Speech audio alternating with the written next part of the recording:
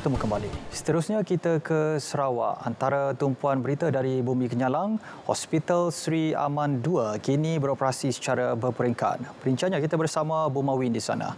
Buma, silakan. Terima kasih Azam. Baik, sebelum itu kita ke perkembangan ini. Kebocoran dokumen di mahkamah yang dilakukan oleh penjawat awam boleh diambil tindakan jika ia melibatkan bukan hakim. Menteri di Jabatan Perdana Menteri, Parlimen dan Undang-Undang Datuk Seri Dr. Wan Junaidi Tuanku Jaafar menjelaskan terdapat perundangan di bawah Suruhanjaya Perkhidmatan untuk mengambil tindakan disiplin tertentu. Saya cukup yakin pihak kerajaan melihat perkara ini dan peka dengan perkara ini. Perkara yang sebenarnya tidak patut berlaku, telah berlaku. Tetapi itulah keadaan yang sekarang ini, bahawa keciciran ini kerap berlaku kita dengar. Justru beliau berharap semua pihak agar bersifat bertanggungjawab dan tidak menjadi masalah kepada satu-satu badan, terutamanya kehakiman. Beliau memberitahu demikian kepada pemberita di program Semalam di Santubong Kuching.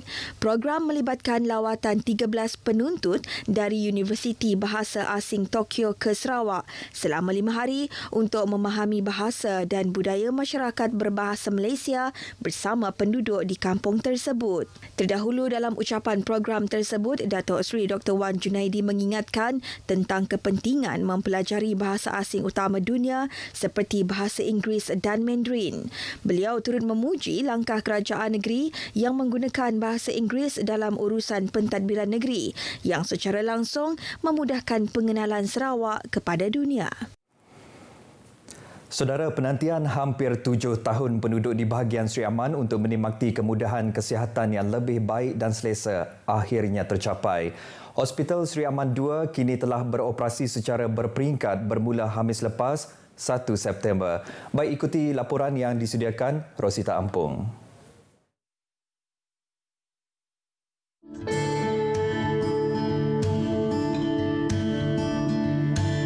Sangat gembira lah sebab hospital baru lah. Dulu selama sempit, sekarang ni dah besar lah.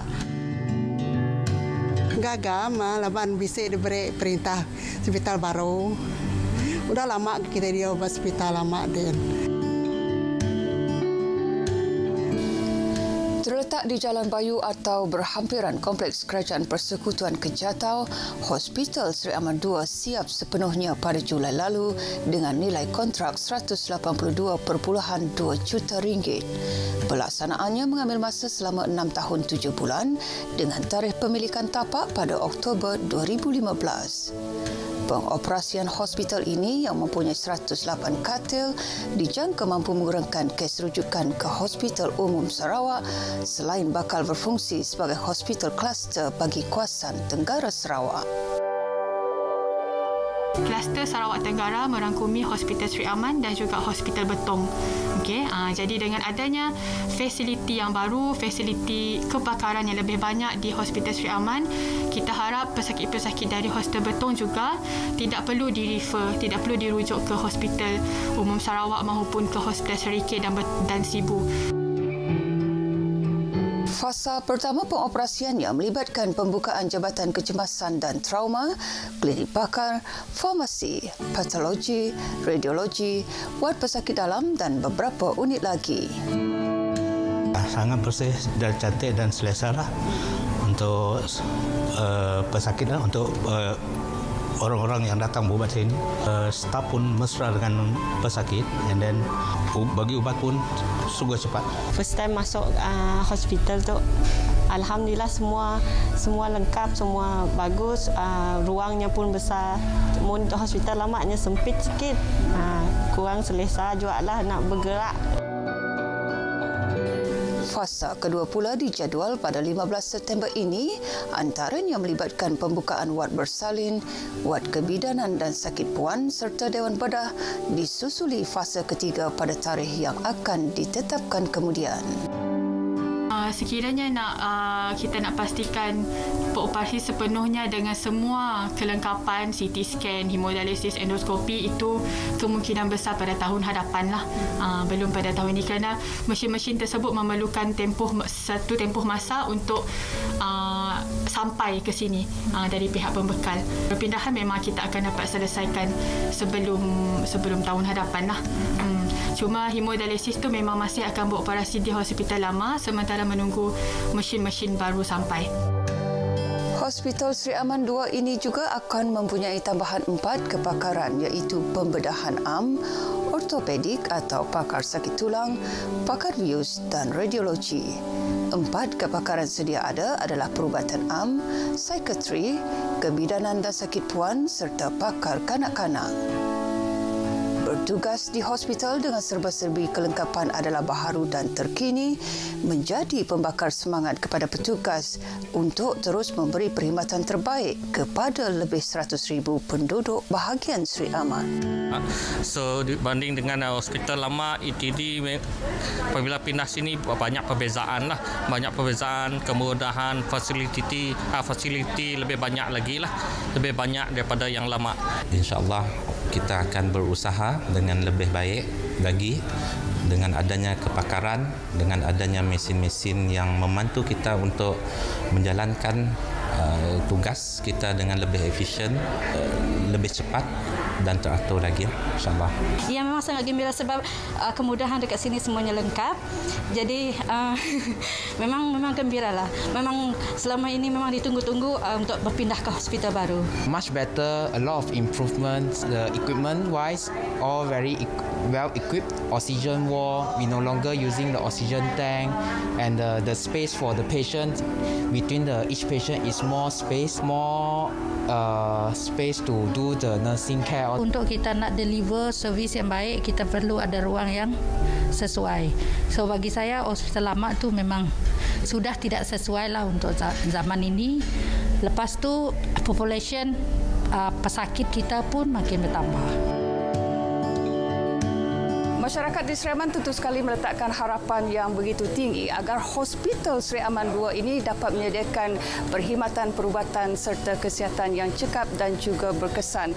Apatah lagi Hospital Sri Aman 2 ini telah menaik taras sebahagian besar fungsi perkhidmatan hospital lama sebagai hub kesihatan dan juga perubatan di bahagian Sri Aman termasuk juga di Betong. Harapan tinggi daripada masyarakat ini tentu sekali wajar sebagaimana indah dan cantiknya bangunan baharu ini. Rosita Ampong, RTM.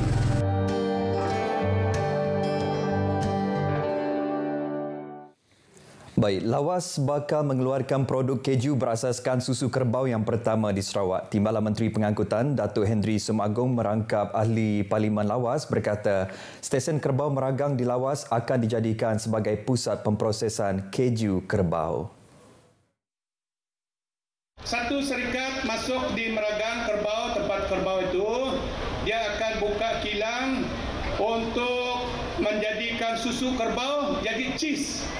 Jadi pengeluaran itu nanti mungkin kita panggil cheese Lawas lah. Kalau cheese Lawas orang lain tidak beli nanti susah juga. Ya, kerbau-kerbau di Meragang dan juga dari Baklalan Osmado di Terusan dibawa ke kilang dijadikan cheese. Jadi kita ada pengeluaran cheese kerbau dari Lawas. Beliau berkata ia sebahagian daripada perancangan pembangunan yang dirangka di Lawas selain projek lapangan terbang baharu Lawas dan beberapa lagi. Datuk Henry Su menyatakan demikian dalam ucapannya pada perasmian Irau Aco Lun Bawang di dataran Bandar Lawas, Anjuran Persatuan Lun Bawang Sarawak, PLBS. Beliau yang juga penaung PLBS menyeru persatuan itu agar dapat mencapai matlamat penubuhan PLBS iaitu menyatupadukan etnik Lun Bawang dan mencapai kesepakatan dalam setiap perkara. Irau Aco Lun Bawang kali ke-35 berlangsung selama 3 hari, bermula semalam sebagai platform menghimpunkan masyarakat Lun Bawang secara keseluruhannya dalam usaha mengangkat adat dan tradisi komuniti itu. Acara dinantikan pertandingan Ruran Ulung dan Padan Liu Burung peringkat akhir yang akan berlangsung malam ini. Baik saudara, sekian berita dari Sarawak. Kita kembali bersama Azam di Angkasa Puri. Silakan Azam. Baik, terima kasih Bu Umar langsung dari Sarawak.